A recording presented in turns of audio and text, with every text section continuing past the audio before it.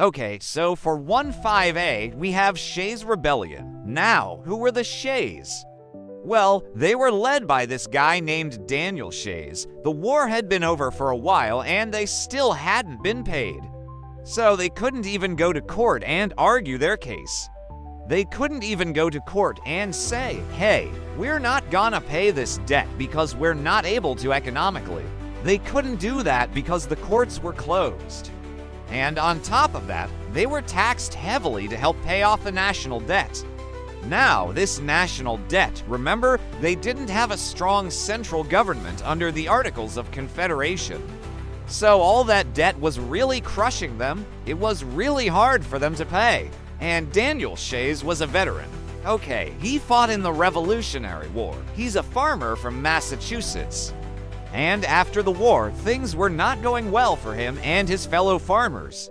So, after the Revolutionary War, these farmers found themselves in a bit of a debt crisis.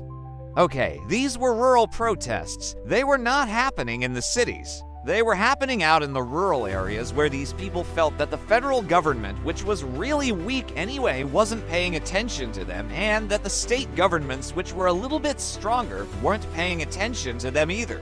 And on top of that, the courts were closed. Now, this is important. This is a very important part of American history because this is one of the first rebellions we had in early US history. And this rebellion, Shays Rebellion, was put down.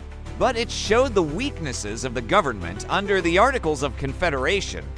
And it also showed that most of these rebellions, these protests were happening in the countryside. So Shays Rebellion was significant because it was one of the first major rebellions in early US history.